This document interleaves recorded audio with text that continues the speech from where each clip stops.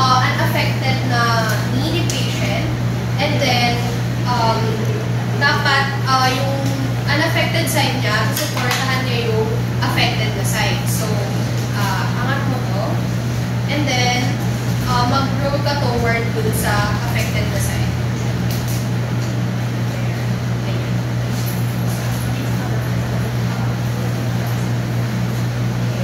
And then, next naman is, toward naman doon sa unaffected na side.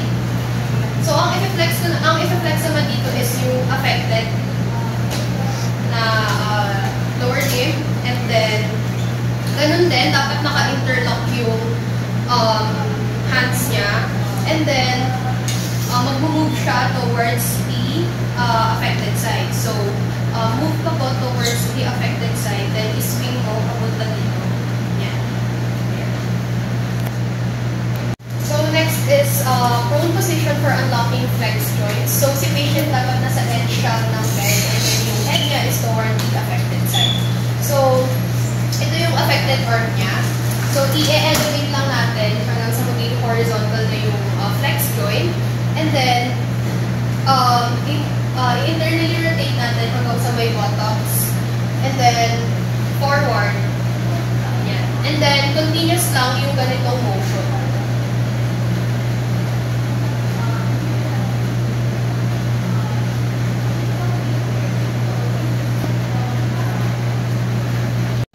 So, for sitting trunk balance, usually yung mga patient with hemiplegia, asymmetrical yung trunk posture nila after stroke. Pero yung iba kasi nagde-deviate yung posture nila. So kung gusto mo makita if, usually nakikita pala yun kapag nakaupo sila sa wheelchair. Pero kung gusto mo talagang ma-examine yung posture nila, papaupuin mo lang si patient sa sturdy na chair without armrest. And then doon mo titignan yung kung may deviation pa dun sa posture niya.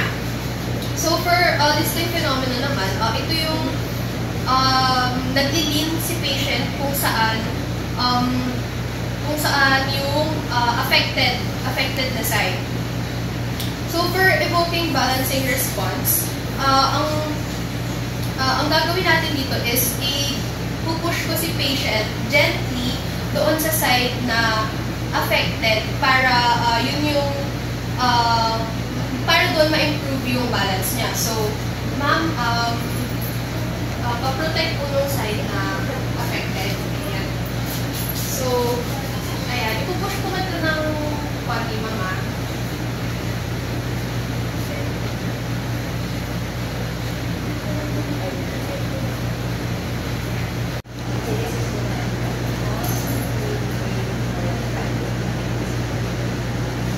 So, next naman is crown bending forward.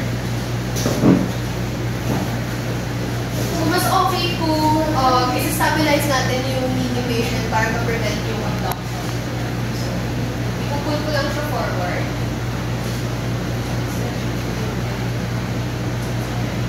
Then next naman is ground rotation. So, dito lang siya sa side.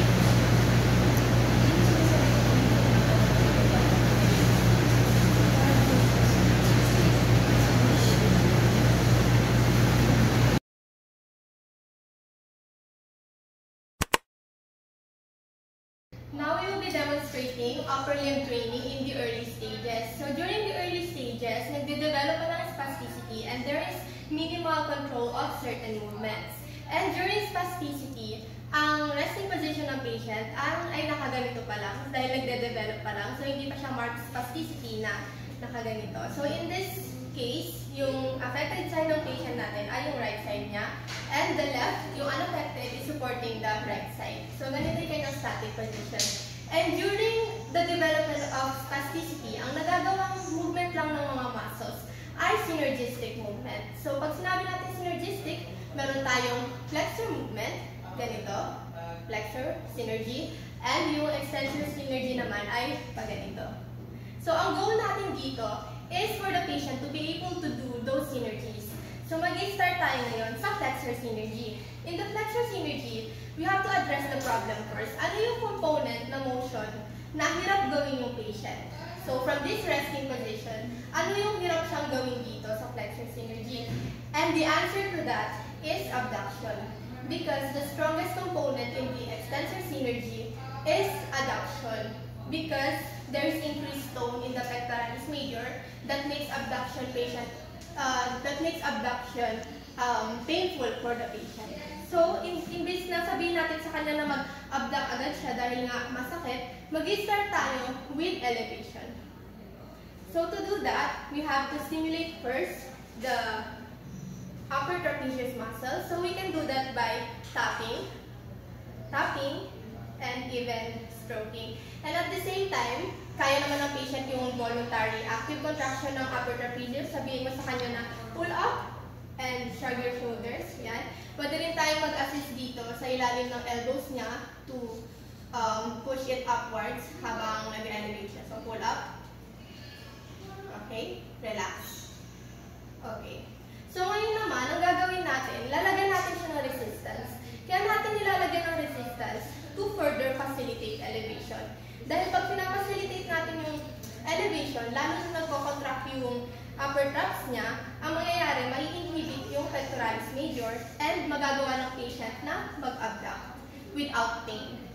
So ngayon, I will instruct the patient na tuwing lalagyan kita ng resistance, pipigilan ko yung pag-shrug mo or pull up mo ng shoulders, unti-unti mong ililift yung arm mo from the forward to the side position. So parang magiging ganito, pull up, relax, pull up, relax, pull up. Hanggang shoulder level lang. Tapos dahan-dahan yung motion and I will be assisting you. So again, lalagyan ko ng resistance dito. Pull up, lift up your shoulders, relax. Pull up, mag-elevate ka rin. Relax, relax. Pull up, okay? And habang ginagawa natin to, i-externally rotate na rin natin because external rotation is part of the flexor synergy. So, bali kinukumpleto natin lahat ng component ng flexor synergy with flexion, and then ang forearm naman naka-supination. So, again, contract this muscle, the trapezius. So, pull up your shoulder and at the same time. Okay, again. Pull up. Yan. So, ngayon, kaya nang gawin ng patient yung tinatawag natin na flexor synergy. So now, nagagawa na ng patient yung flexor synergy. And one of the reasons we teach this to the patient is to prevent yung shoulder subluxation. So yung muscle na in charge para sa pag-hold ng humeral head, para hindi mag-sublux yung shoulder, is the supraspinatus. So ang action ng muscle na yon is slight abduction and external rotation. So ganyan. Ngayon, susupport mo siya. Support mo siya. And kailangan natin i-activate yung muscle na yun, yung supraspinatus. And to do that, sasabihin natin yung patient na i-hold yung position na to. So ngayon, nagkakaroon ng isometric contraction and that prevents the subluxation of the shoulder. So, bibitawan ko ito and you have to hold this position mo. 1, 2, 3. Hold this. Okay? So that's how you activate the supraspinatus muscle. Next naman, kaya nang gawin ng patient ulit yung flexor synergy. Ngayon, pwede natin siyang i-assess. Pakigaya po yung movement na gawin ko. Active po, active contraction. Ayan, nagagawa na ng patient, pero na-notice nyo na hanggang dito niya lang kaya. So now, we have to strengthen yung kanyang serratus anterior para mas maangat niya pa. Now, to do that, ang gagawin natin is first we would be starting with, relax lang tayo, with scapular manipulation. So from the starting position ng patient, instruct mo ulit siya to actively, again, abduct mo siya from side, ganyan. And while the patient is doing this, i-manipulate mo yung kanyang scapula and turn it upward. Tapos habang ginagawa mo yan, sabi mo sa patient na iangat mo po hanggang kung saan mo kaya. And remember, externally rotate. Yan, flexion. So, yan. Ngayon, mas napansin natin na mas nag-i-increase na yung kanyang abduction. Yung range of motion niya, mas okay na. So, ngayon, let's say na mas komportable na yung patient na itaas. Ang gagawin naman natin ngayon is give resistance to the serratus anterior muscle. So, we can do that by, again, sabihan mo yung patient patient na reach over your head, do this motion, tapos pipigilan ko po. Sige. Pipigilan ko ha. Let's go. Ready? 1, 2, 3. Okay. Again. 1, 2, 3. And another technique that we can use is to pull it downwards. Dahil sa ganitong position, nagko-contract yung serratus anterior natin dahil naka-protract siya. Ngayon, ang gagawin natin is to pull it backwards and downwards para magkaroon ng resistance dahil binibring mo siya into retraction. Yan.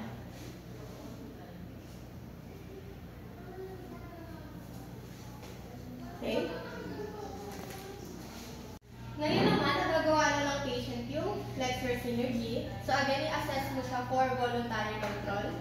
Gawin po natin yung flexor synergy movement na natutunan natin. Ayan, and then bring it down. Again.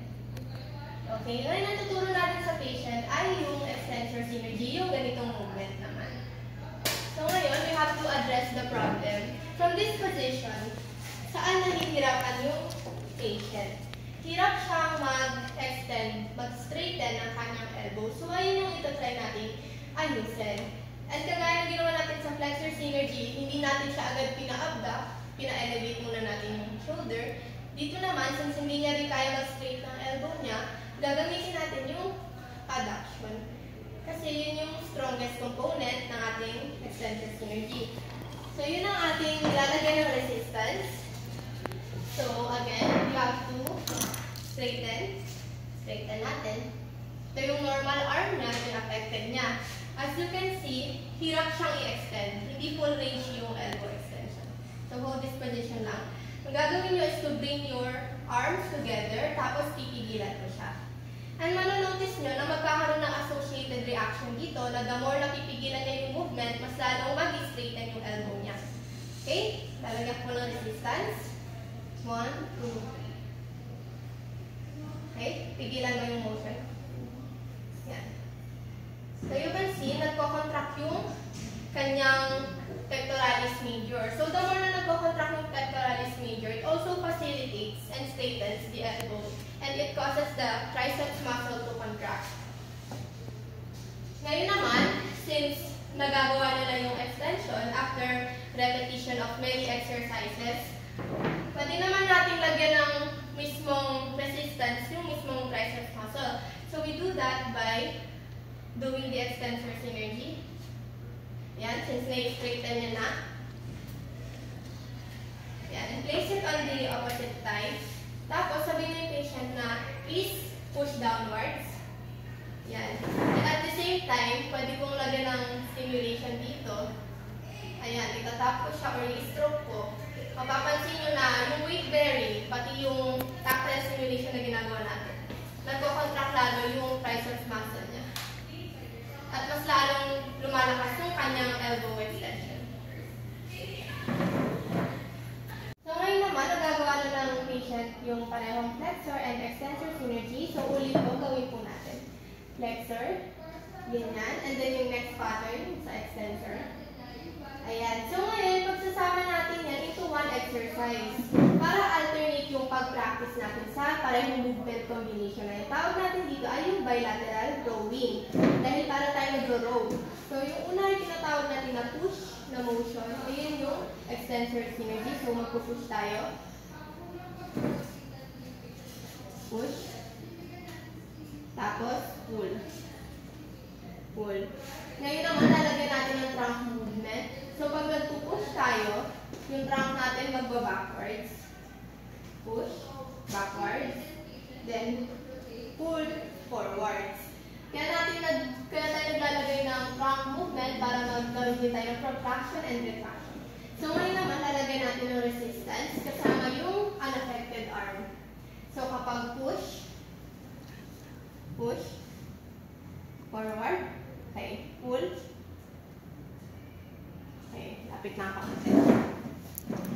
Dito ka po bandang po sa edge ng seat,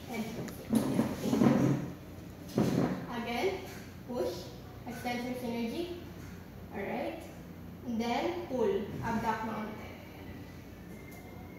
Okay, again, push,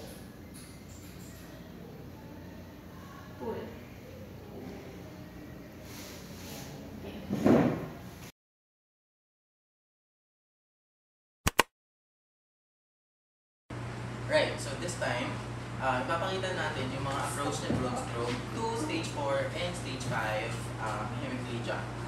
So, normally, kapag at this stage, no, dapat meron na tayong deviations from the basic synergies.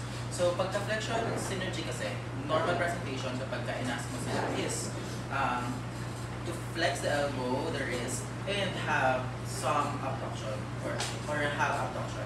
So this time, yung gagawin natin, in order to deviate from this synergy, mag-i-introduce tayo ng motion that's from extensor. This is flexor kasi. So this time, dapat we'll ask the patient na idikit sa katawan niya yung elbow niya. So let me try. So no matter what happens po, keep your elbow near your body. Okay? So, ayan. Then, try natin i-flex. Flex and flex. Okay? Keep it towards your body. Ayan. Okay. So, sige. I-resist ko po. Okay? Hihilahin ko pababa. Huwag niyo akong hayaan na hilahin pababa. Okay? Then you do this little by little until mas malaking range na yung nako-cover natin dun sa motion. So, yan. Relax po. Dito, resist nyo rin po resist. Relax po. Relax. Resist. Yan, and so on and so forth. So, from this, we will progress to the patient being able to reach for the other side. So this time po, while keeping your elbow very close to your body, try to reach for your other elbow. Yan.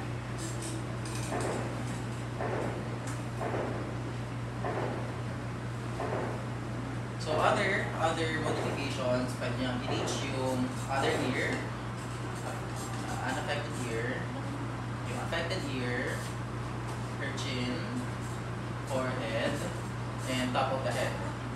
And then lastly, pwede rin tayo mag-introduce ng motions like stroking. So, pag inabot ko natin yung top ng ulo natin, using your palm, pwede po pa kayo gumano.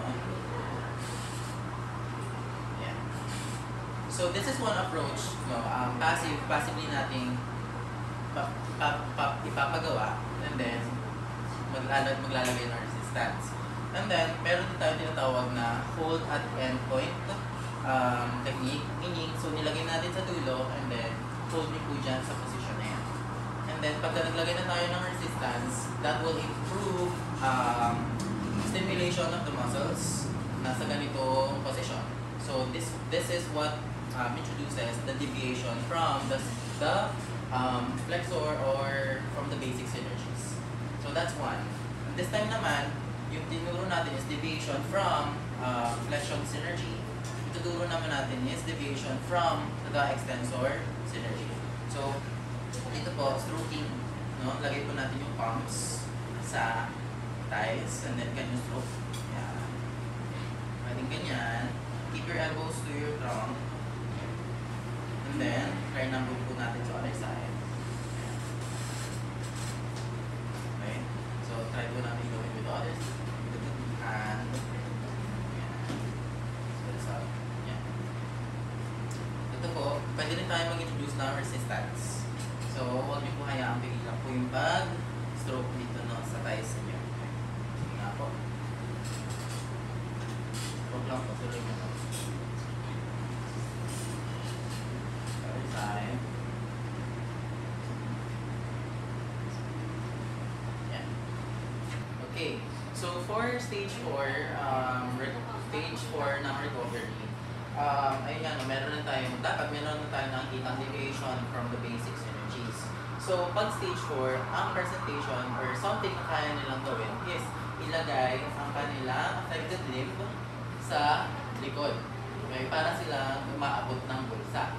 So, pagka-flexor synergy lang, yung magagawa ng patient is flexion ng elbow and a little bit of abduction, pero yung kamay na sa side lang. So as a physical therapist, to help the patient, no, and to introduce an extensor to this flexor synergy, maglalagay tayo ng internal rotation. So, push natin, then extend the triceps. Okay? Abutin po natin, and then pwede din natin introduce dito pagka hindi kaya yung fold after position. So, pagka nalagay na natin dito passively, no, fold po natin dito, okay? Fold natin dyan. Or, maglagay tayo ng resistance. So, bali po, hihilahin ko yung kamay ninyo. Huwag nyo po kaya hilahin yung kamay ninyo. Okay? Doon lang dapat yung kamay ninyo. Yeah. Okay. Very good. Ayan. So, pwede po natin iba-ibahin kung gaano kalayo yung maabot niya. Pwede dito lang, pwede sa may gitna lang ng likod, pwede rin to the other side. So, another indication na ang patient natin ay nasa stage 4 na recovery is kapag kaya na nila, okay, so isolated na yung flexor. So, may flexor, pero kaya na nilang mag-adduct, right? Meron na silang adduction. And then, kung kaya na nila mag-pronation and supination ng forearm. So, kasi kapag extensor, sa extensor synergy kasi magkasama ang elbow extension and pronation. So, magkasama din sa flexor synergy ang flexion and supination. So, this time, dapat, kung stage 4 na sila, kaya na nilang mag-pronation and supination with habang nasa elbow flexion. So, pagka ganito, to train the patient to be able to do this more or better, resisted supination and pronation while keeping the elbow abducted. Okay? Sige po keep your elbow again to your body, tapos huwag niyo po akong hayaan i-palms up yung kamay niyo. Okay? Very good. Okay, this time, huwag niyo po hayaan i-palms down kayo. Okay?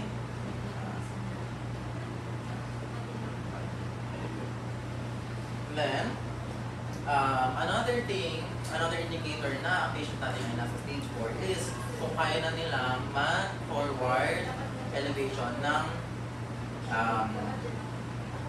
arms. So straight. Sige po. Yeah. Elbow extended. So, kaya na nila to. Huwag niyo po ako hayaan ibaba yung arm niyo. Okay? Huwag niyo hayaan ibaba yung arm niyo.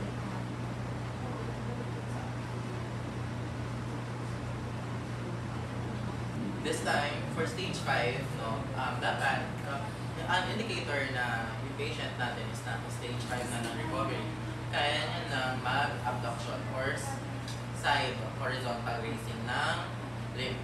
So, parang ganito.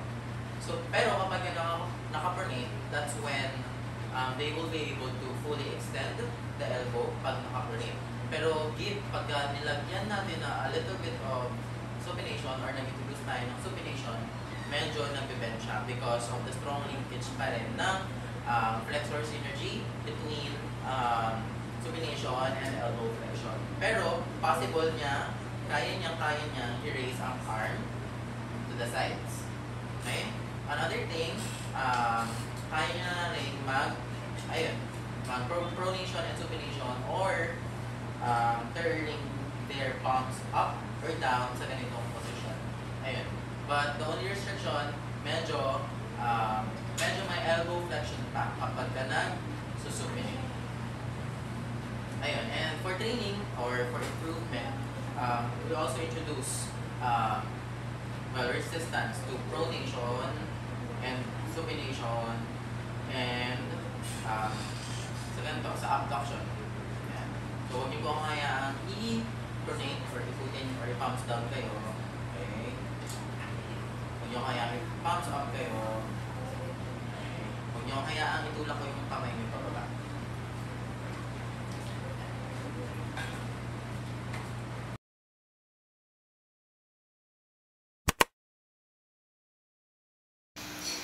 Here we are now going to have the hand training for hemiplegic patients. And in this stage, which is stage 1, the patient is still flaccid. So, we need activation of wrist extensor muscles in the early stage of training. So, para ma-stabilize natin yung wrist extension for grasp. So, first off, kailangan nating i-pronate passively yung forearm ni patient. Tapos, ipapahawak natin sa kanya yung ball. And, ipapassively extend natin yung wrist ni patient para ma-stabilize siya in that position. So, ang i-instruct natin kay patient is that kapag sinabing squeeze and hold, isi-squeeze niya yung ball, tapos i-hold niya yung position na naka-extend, tapos itatap natin yung extensor carpi radialis longus tendon. Tapos, kapag sinabi naman nating stop, kailangan i-relax niya into wrist drop yung kanyang wrist. So, ayan, squeeze, tap ng extensor carpi radialis longus, release into a wrist drop. Alright, so now naman, let's go to the spastic stage ng ating hemiplegic patient. Nasa stage 3 to 4 siya. Yung spastic stage or yung spasticity is mas mataas ngayon sa stage na to.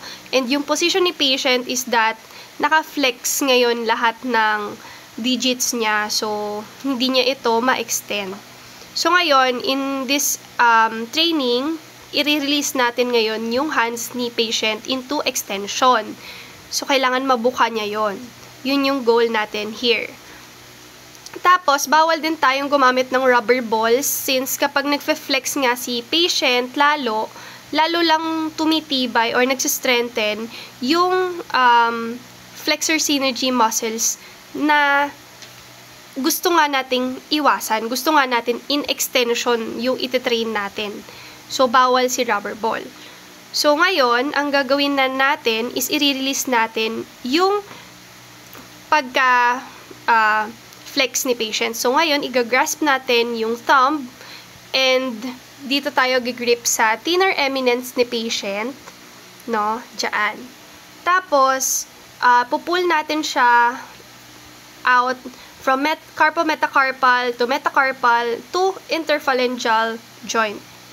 So, after that, ipapassive supinate natin siya, 'di ba?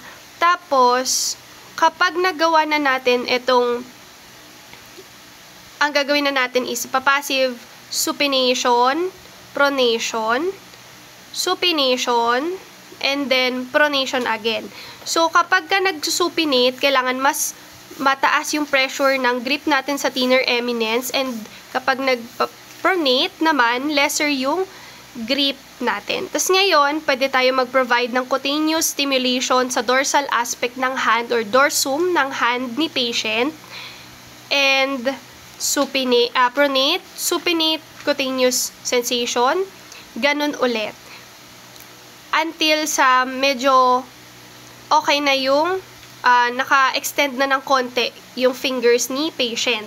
Sa stage 2 ng manipulation, magkakaroon na tayo naman ng swatting movement from the proximal to the DIP, no? PIP, DIP, PIP, DIP. Sa swat mo lang ngayon siya, and then after that, magkakaroon na tayo ng rolling of the fingers into flexion para mag-bounce back siya to extension. Since na-i-increase niya yung stretch reflex natin. So, na-extend ngayon si fingers lalo.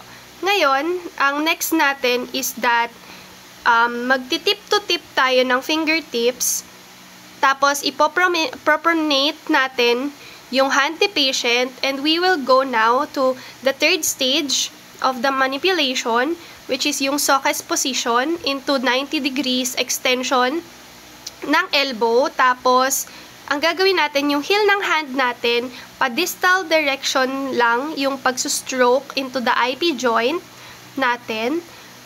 Tapos, after that, pwede tayong additional na gagawin, which is yung reflexive finger extension or yung rapid finger flexion. So, after yung pag-stroke sa heel ng hand, magfa-flex tayo. Okay, so ngayon, stage 4 naman na tayo ng hand training natin. So, since meron na kayong small progression sa ating exercises sa treatment natin sa training, no? So, ang gagawin naman natin, tuturo ko sa inyo paano natin naman matatanggal yung ganitong position natin o yung flexed position ng mga kamay natin na ikaw mismo yung nagtatanggal. So, diba, parang mas nakakagaan sa mga blood. So, ang gagawin lang natin, madali lang siya. Gagawin lang natin, ikaw mismo yung kukuha ng thumb mo, tapos gaganon mo siya. Yan. Okay. Tapos, after nun, pwede mo na siyang bitawan. Tapos, try mo siyang iangat pupunta sa shoulders. Ayan. Okay? Okay, ayan. Sige, baba. Okay. So, ngayon, ang gagawin naman natin is nasa baba, medyo naka-flex ka pa rin, di ba? Tapos, iaangat natin. Ayan. Tapos, baba. Squeeze. Tapos, pag sinabi kong tigilan yung squeeze, iaangat mo siya. Okay? 1, 2, 3. Squeeze. Unsqueeze. Okay? Squeeze. Unsqueeze. Ayan. Okay? Next naman natin siya. Okay. Di ba madali lang? So, ang next naman natin na gagawin is yung para kang mag-reach, no? So, simple lang na i-reach mo siya gamit yung affected side dito. So, i-reach mo lang para kung may kinukuha. Okay, 1, 2, 3. Gahin natin. Yan. Okay. Okay. Ayan. Tapos, sige. 1, 2, 3. Yan. Okay lang? Okay. Sige po. Okay. Sa stage 5 naman natin, madali lang din to. Gagawin natin. So, makikita mo to. Ang gagawin lang, try mo lang siya na hilahin. Kung ano hila mo siya. Okay? Mabilis lang. Okay. Ayan. Okay. Yan yung stage 5. Lateral flexion. Okay? Tapos ngayon, last na ano naman natin to, last na gagawin. Itong ball, so sa stage 6 na tayo. So, mas may movement ka na and mas precise na yung mga movement na kaya ni patient. So, una yung grasp natin. Ayan. Kaya. Okay, hawakan. Okay, hindi, ano natin, tanggalin ka muna. Tapos, ngayon naman, ito naman, papakuha ko lang sa'yo itong bead na to, ganito. Okay? Yung gamit yung hand na yan. Okay. Ibaba. Ayan. So, yun lang naman ang ating gagawin for the hand training. That's all. Thank you.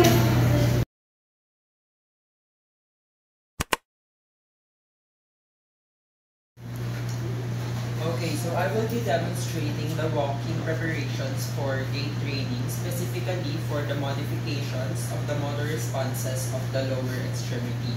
So, ginagawa to kapag yung patient is meron siyang mga synergy patterns na masyadong malakas na nakakapag-hinder sa kanyang paglalakad ng tama. So, ang first na gagawin natin is yung indications for special training procedures. So, gagawin natin to kapag yung patient is merong mga synergy patterns na masyadong malakas and kapag para sa gait training niya, hindi siya masyadong makalakad ng maayos dahil dito.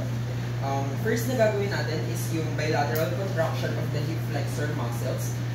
Gagawin natin to kasi unang-una sa lahat, kailangan natin yung hip flexors because it can elicit the dorsiflexion and other movements sa ating lower extremity. Ngayon, to elicit it, we will have the patient sit sa medyo dulong part ng upuan. Okay? So, ngayon, nasa may dulo siya, pero safe naman siya dito. Ang gagawin natin is lean natin siya backwards. Bali, parang naka-incline. Okay?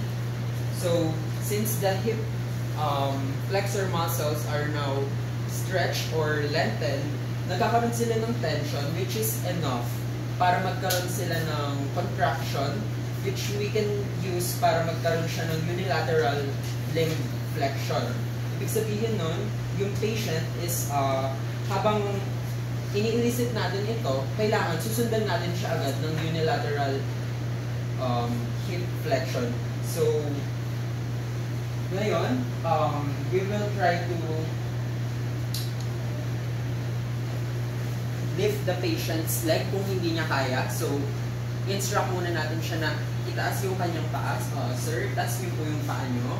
Kaya niyo po ba? Kung hindi niya kaya, medyo itataas natin siya just enough para magkaroon siya ng hip flexion. Ibig sabihin, kapag meron siyang hip flexion, na-activate natin yung mga muscles niya dito, which can result sa pagka-strengthen nito and later on, makakapag-help sa pag-elicit ng iba pang movements sa lower extremity. Okay, baba na po, sir. Okay. Ngayon, pwede natin siyang ilagay sa upright position ng sitting para yung kanyang pag-contract sa kanyang hip flexor muscles ay mas... Okay, taas po natin, sir. Okay, so... Okay, taas niyo pa po. Kaya po po ba? Okay. So, baba na po. So, ganun yung paggawa ng unilateral limb hip flexion. Okay, so yung next na gagawin natin is yung pag-elicit naman ng ankle dorsiflexion. Once na meron na tayong hip flexion, we can elicit the ankle dorsiflexion by resisting kapag hip natin siya. Halimbawa, yung affected leg is the right, or the affected side is the right side. Kapag bend natin yung knee ng patient, and then nagkaroon siya ng hip extension, hip flexion, pwede natin itong bigyan ng resistance, which will result sa pagka-dorsiflexion ng ankle. So, kapag nilalabanan nyo ng patient, nagkakaroon ng dorsiflexion yung ating ankle, which will elicit a stronger muscle in the long run. So, yung tawag doon is yung coordination synkinesis by Murray and Foix. And then, meron din tayong isa pang reflex na magagamit para dito sa pag-elicit naman ng hip flexion. Ang tawag dito is Becherev's reflex. So, para ma-elicit yun, kung hindi kaya ng patient hip flexion, we will just plantar flex yung kanyang foot. Okay?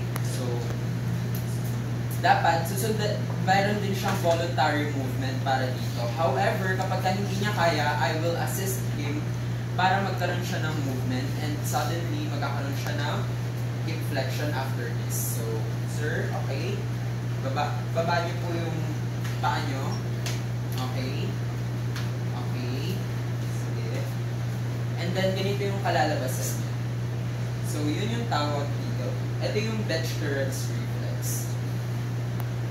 Next naman is yung requirements for early stance phase. So, yung mga patient with hemiplegia during the weight bearing, since meron silang extensor synergy, yung kanilang hip and knee extension and plantar flexion, meron din yung hip adduction. And along with that is meron silang extensor of the hip and knee. And Therefore, yung kanilang movements na magagawa is mag-inhibit sa kanilang pag-step, which will hinder the proper gait pattern. After that, meron tayong tinatawag ng voluntary effort, which means after nung reflex na yon, dapat magkaroon tayo ng voluntary effort, yung patient, so that we can maximize the reflex. Ma-maximize natin yung kanyang movement. So, a good reflex response will resist the total flexor movement by pressing down against the dorsum of the patient's foot. So, yung kinukuha natin is dorsiflexion. So, ngayon na nagkaroon na tayo ng patient response, tatry na natin na yung patient naman yung mag-voluntary na pag-angat ng kanyang toes. Okay? So, sir, angat po natin yung ating paa. Okay po. Angat po natin. Labanan niyo po ito. Okay. Sige, huwag niyo pong... Okay, very good. After that, we will have the reinforcement of voluntary effort. So, dito, sa part na ito, hindi na natin gagamitin yung reflexes niya para siya ay magkaroon ng ankle dorsiflexion. So, ang gagawin natin dito ay we will have the patient attempt to move the ankle without the reflex. So, pwede siya in supine or in sitting. So, the hip and knee are slightly flexed. And I will press down slightly sa kanyang paa. Ngayon, sir, labanan niyo po ito. Okay. Kapag yung kanyang ankle dorsiflexors ay lumalakas na, babawasan na rin natin yung ating pressure sa kanyang paa. Ibig sabihin, lumalakas na rin yung kanyang ankle dorsiflexors. Okay, ngayon naman, dorsiflexion with eversion. So, hindi na natin sasabihin dapat sa patient na kailangan niya pang mag-eversion. Ngayon, yung aking kamay, kung kanina nakalagay siya sa may dorsum of the foot, ilalagay ko siya ngayon sa may medial aspect or lateral aspect of the foot. So, ilalagay ko siya muna sa may lateral aspect and then dito ko siya i-command na labanan niya itong resistance na ito. So, okay, labanan niyo po ito. Okay, very good. So, kapag ka nalabanan na yun ng patient, hindi naman yun agad-agad magkakaroon ng strong response. So, kapag ka medyo mas maayos na yung response niya doon, we can move na doon sa walang resistance. Yung tuturuan na natin siya na yung mag-move ng kanyang paa outward. Okay? So, sir, taas niyo po yung inyong ibabaw ng paa. Okay? Move niyo lang po yung ankle. Okay? So, yan. So, after natin magkaroon ng dorsiflexion yung patient, mag-move na tayo ngayon sa abduction. So, yung abduction, very important siya, lalo na sa pagtayo because it stabilizes the hips. Ngayon, yung patient, I will start with the supine position because ayoko na yung patient is magkaroon siya ng fear or insecurity na siya ay mag-fall kapag ginawa namin to while standing. So, kapag yung patient hindi pa nakakapag-abduct ng kanyang hips, ang gagawin natin is i-elicit natin yung tinatawag na Ramus reflex or phenomenon. So, yung pag-elicit nito, dun tayo sa normal side ng patient, which is the left side. Okay, so, sasabihin natin sa patient na labanan niya yung ibibigay kong resistance. In this case, ang ibibigay kong resistance is for abductors. Okay? So, sir, labanan niyo po itong resistance na ibibigay ko. Okay?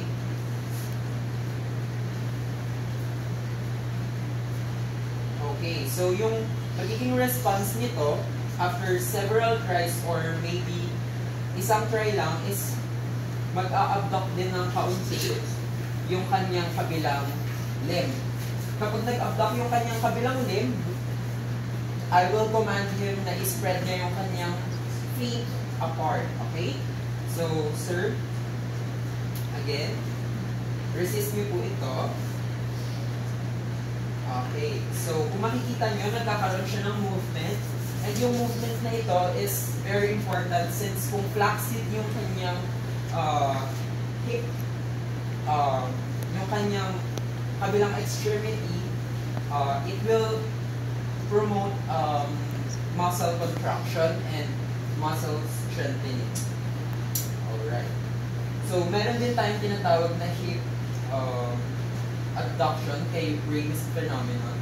Ngayon, yun naman is kapag yung patient ay may hirap siya sa abduction. However, sa synergy pattern kasi, nagiging dominate masyado yung hip adductors, which results sa naka-adduct na talaga sila halos sa every case.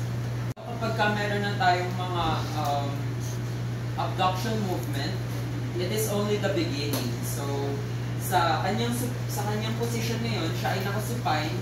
Magagamit natin itong movement na ito kapag tayo ay mag-i-start na ulit mag-gait training, which is very important abduction para sa weight bearing ng patient. Before natin siya patayuin, it is important to know that yung patient, kaya niya nang mag-isa na mag-abduct ng kanyang hip, both sides, nang naka-extend yung kanyang knee, and abduction naman nang naka-flexion yung kanyang knee and also yung hip. So, it is very important to know that. Next, I will demonstrate the hip abduction habang siya ay naka-sideline. So, in this case, I will facilitate not only the muscle contraction, but I will also apply some local stimulations such as beating or other stimulations para magkaroon ng muscle contraction yung kanyang hip abductors. Okay? So, we will have the patient side lying muna. Okay? Ang limb na nasa ibabaw is yung test limb or yung kanyang affected limb. In this case, dito siya ngayon sa may kabila.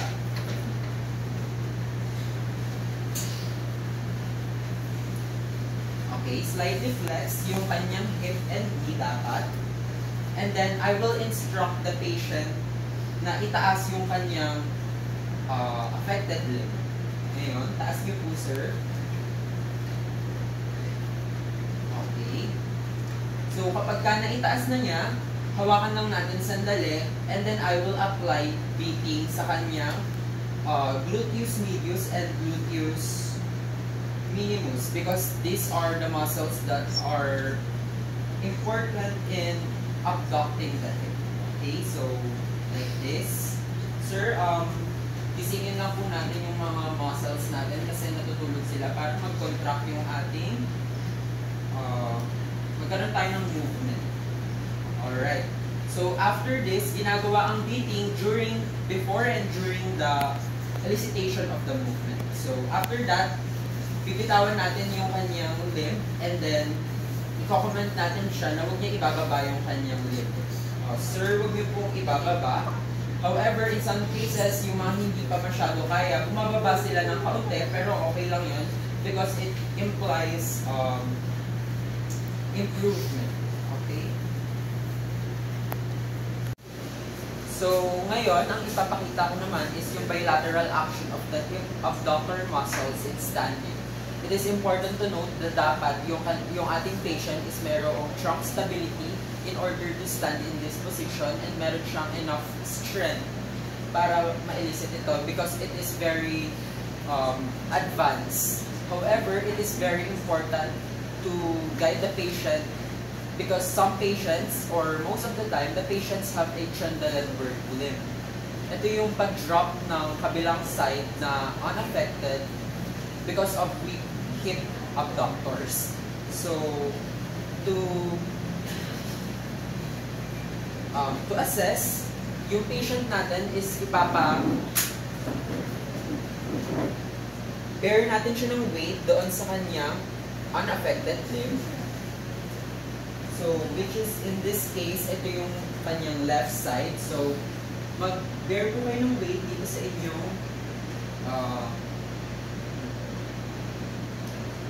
left.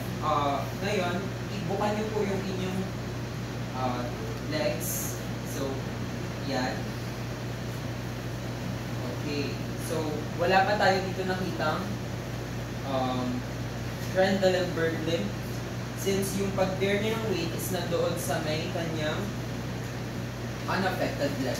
However, kapag ang pinagawa naman natin sa kanya is pag-bear ng weight sa kanyang affected leg, okay, sir, bear po kayo ng weight dito lagay niyo po yung bigat niyo dito sa inyong kanan. Tapos, i-abduct niyo po yung inyong paa. Okay? So, kung makikita natin, nag-drop yung kanyang kabilang side because tinry niyang iangat yung kanyang hip dito sa kanyang right side. So, ngayon, ang gagawin natin as a PT, doon sa kanyang iliac crest, ipupush natin ito downward yung sa affected leg, and then upward naman doon sa kanyang unaffected leg. So, in this case, magkakaroon siya ng equal na hips. So, yung equal na yung kanyang pantay na hips ngayon, kailangan natin itong mas steady. However, hindi lahat ng patient nagkakaroon ng hindi lahat sila na-stabilize yung ganito. Therefore, nagkakaroon pa rin, kinakailangan nila ng cane or assistive devices during walking. Okay. So, another thing that we can do is we will apply some local stimulation such as beating before and during the action. So, before natin siya ipag-bear ng weight dito sa kanyang affected side, magbibigay muna tayo ng konting beating para magkaroon ng muscle tension and therefore magkaroon ng enough tension para sa muscle contraction ng kanyang weak hip abductors. Okay, so mag-bear po kayo ng weight nyo dito sa inyong kanan at ibukan nyo po yung kabila yung paa, I mean legs. Okay, habang nagbibiting ako, magkakaroon siya ng enough tension sa kanyang hip abductors, which will prevent the swaying of his hips. So lastly, we have the unilateral action of the hip abductor muscles in standing. So in this case, yung patient is parang papag-try natin siya ng pag-walking stimulation. However, just in place lang. So, before tayo mag-start ulit ng gait training, dapat alam niya yung kung paano mag-step ang kanyang hip, knee, and ankle accordingly. So, with that, kailangan natin i-try yung height ng kanyang lower extremity, both sides. Okay, so we will instruct the patient to copy this.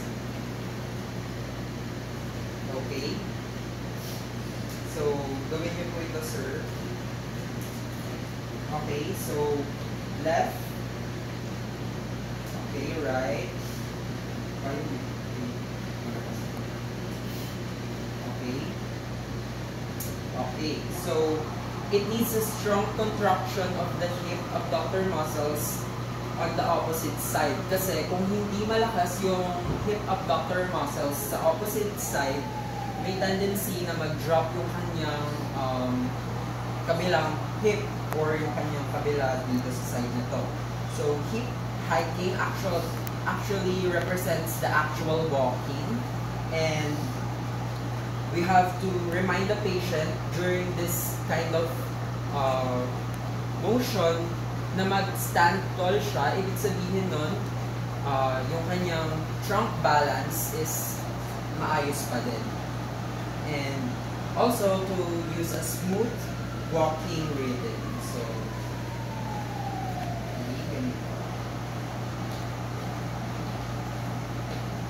okay, so that would be all for the modifications of the lower extremity.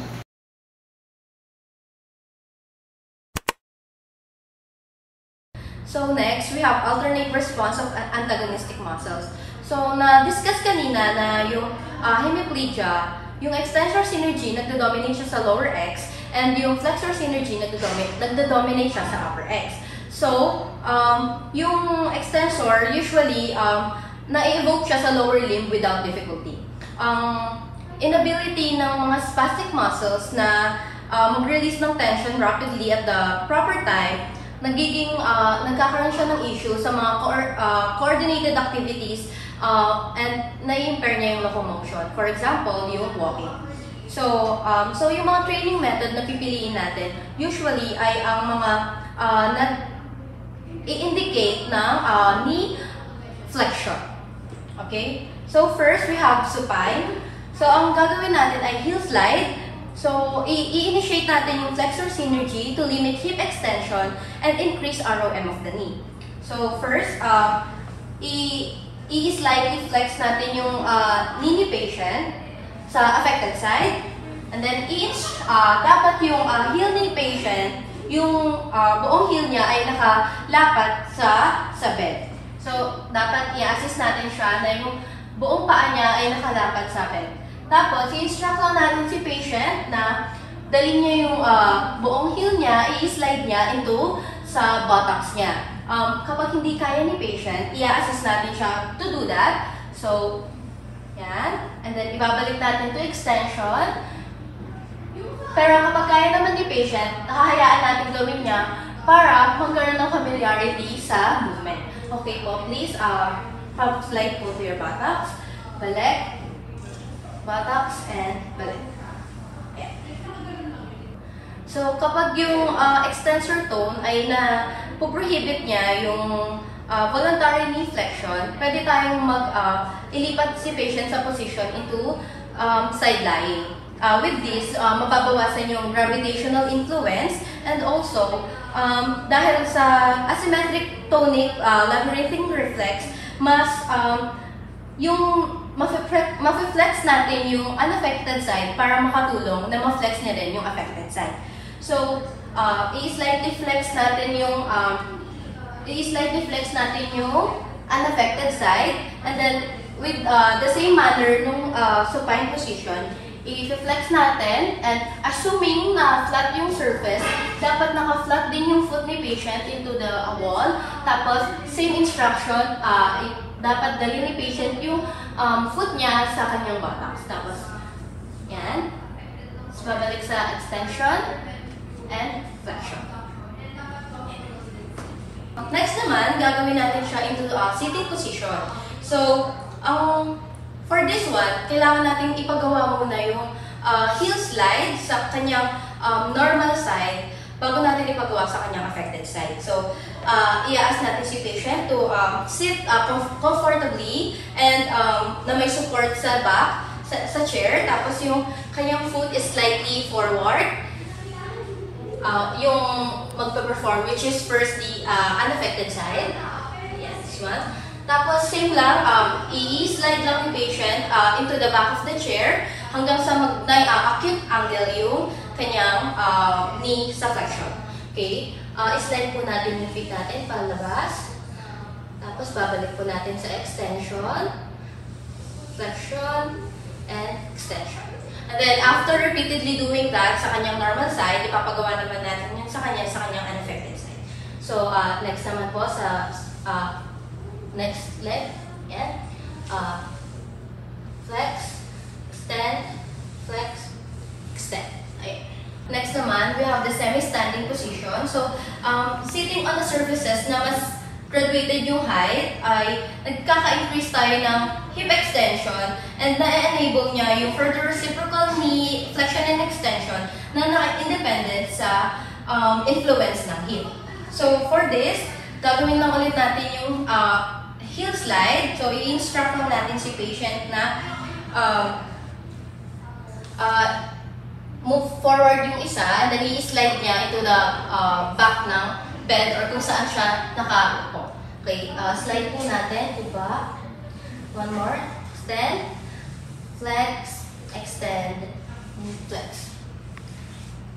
So, next naman, we have the half prone position. So, dito, magkakaroon pa, ito yung preparatory ng to standing from sitting. So, intermediate position siya since meron support ng weight galing sa bed. So, i-instruct natin si patient na mag-half prone position, which is yung trunk niya mag-lean towards the bed na nakasupport yung forearm niya sa weight. So, yeah. Instruct natin. Yan. So, na-increase nito yung hip flexion from sitting, pero hindi pa siya standing erect. So, i-instruct lang din natin si patient na magkaroon ng alternate knee flexion and extension in this position sa kanyang affected side. So, itataas nyo lang po yung paa nyo, tapos ibababa babagalan lang po natin, sa face lang po na kaya nyo, okay? So, ito na lang, ayan, sige. Extend, flex, extend, flex, extend. So, si PT, nakasupport lang siya kung hindi kayang gawin ni patient. To modify the half prone position, magbibigay tayo ng increase sa hip flexion and bibigyan natin si patient ng additional weight bearing. So, instead of forearm yung nakasupport, i-instruct natin siya na i-extend yung kanyang elbows. So, ganun, same manner nung half prone position nung previously, i-instruct lang natin siya na magkaroon ng alternating knee flexion and extension in this position. So, angat, baba, angat, baba. So, yung half prone position can be used very effectively to incorporate the desired ankle movements with the knee movement. That is, yung ankle dorsiflexion with knee extension as required for early stance, and ankle plantar flexion with knee flexion as required for the push-up phase of gait. So, in this half prone position, i-instruct natin si patient na i-scrape niya yung floor using the foot. So, ang tawag dito ay pawing. So, ganito lang po yung gagawin nyo. Itataas niyo po yung heel nyo, tapos i-slide nyo para scrape niyo yung floor. Tapos, kapag nakaganto na po kayo, kailangan i-extend niyo yung inyong ankle para mapunta po ulit kayo sa ganitong position. Okay? So, yan. I-repeat lang natin to multiple times para magkaroon ng synergy sa kanyang ankle and knee.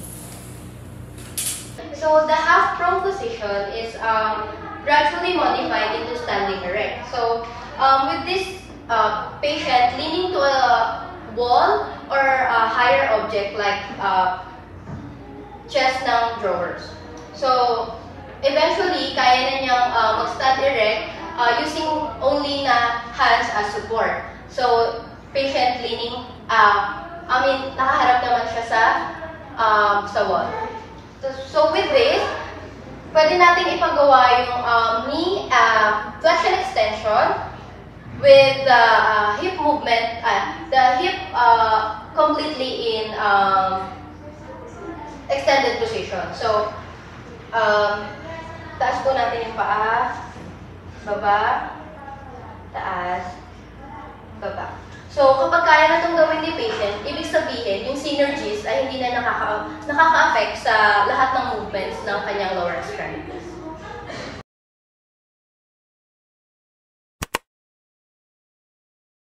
Para sa standing bend knees, ang positioning PT is nasa gilid or nasa likod ni patient para supportan yung trunk niya and ma-prevent yung fall. Ang instruction na ibibigay natin sa patient is kailangan pumusok siya hanggang edge ng upuan and then tatayo, pero hindi dapat naka-extend masyado useless. So, ma'am, pusok po natin ito. Lipat, lipat, lipat, lipat, lipat. Forward din po yung legs, no? Yan. And then, magka-count po ako 1, 2, 3, tatayo po tayo. Pero hindi po dapat naka-straight. Kailangan, even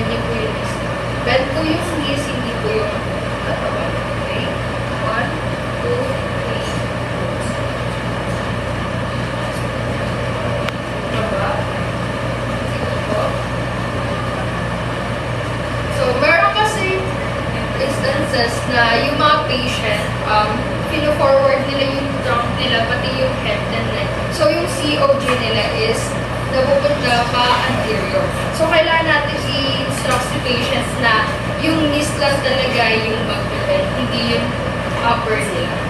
For lateral weight shifting, ang position natin is naka-skater's pulse position. Nasa gilid tayo ni patient, dun tayo sa affected side. Tapos ito yung unaffected side. So, ang instruction na ibibigay natin sa patient is bigyan niya ng bigat dun sa unaffected and then i-shift niya yung bigat na yun sa affected. So, ganito yung position. Opo. Pwede po pabigay ng bigat sa kaliwa and then after po magbigay po ng bigat sa right. Okay po?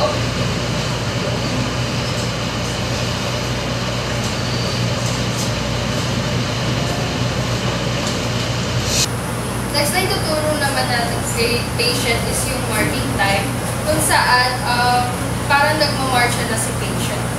Ang unang gagawin ni patient is lilipat niya yung bigat sa uninvolved side, sa yung kaliwa niya, and then iaangat niya yung involved side, pataas, and then baba. Pagkababa, ililipat niya na yung weight niya sa affected side. Tapos paulit-ulit lang. Gawin po natin. Lipat ko ng bigat sa kaliwa. Angat ko yung kanan, baba, bigat. Angat yung kaliwa, baba, angat, baba, at bigat, angat, bigat. Sa straight through in walking naman, gumagamit tayo ng parallel bar sana para masuportahan ni patient yung weight niya. So, gagamit din tayo ng ball, kung saan ilalagay ni patient yung paa niya and then i-roll niya to habang nakatayo. So, i-roll niya muna to sa affected side niya for 4 to 6 times and then next naman neto is sa uninvolved naman. So, ginagawa to para ma-mimic yung walking rhythm. So, pagpatong ko ng taas. And then, roll, roll, roll, roll, roll. So, ginagawa to para ma-activate yung flexors and extensors. Kapulog sa ito.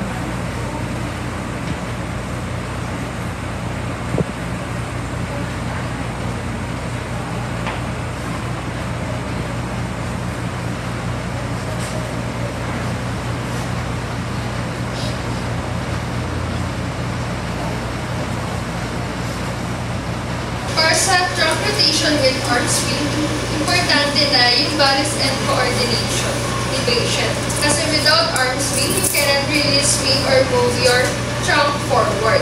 So, para sa ang procedure nito is, i-guide natin mga PT si patient kung saan siya mag-rotate. So, kunwari, ang unang pag-rotate ni patient is papuntang left, bibigyan natin si patient or kukontrolin natin si patient mula right niya papuntang left and then ganun din. Mula left and papuntang right. So, PT and patient should rotate together.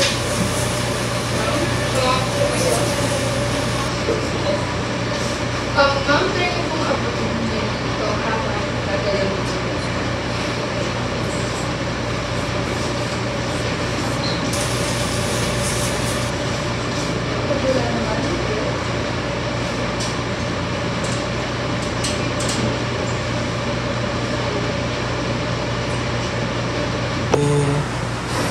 So, ang progression ng trunk rotation with arm swing is assisted walking na.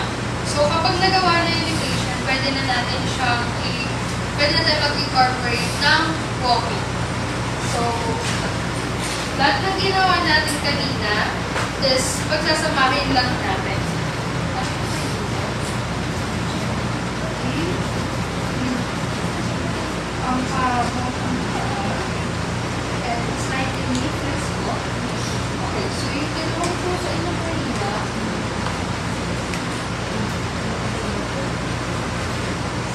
tinurong ko sa inyo kanina. Hindi ko ito bigat yung kabila. And then, aangat tong right. Pagkababa, ilipat ko yung bigat ko dito sa right. Okay. Ano ko ito? Lipat bigat. Angat. Baba. Lipat bigat. Angat. Baba. Lipat bigat. Angat. Baba. Lipat bigat. Angat. Baba. Lipat bigat. Angat. Baba. Pwede rin tayo maglagay ng obstacle clearance sa assisted walking. So, ginagawa to para ma-produce yung improvement nila sa gait parameters and ability nila para mag-stand over sa mga objects and yung walking endurance nila. So,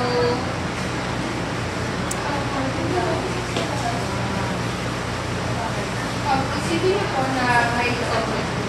So, dahan-dahan lang siya yung gagawin.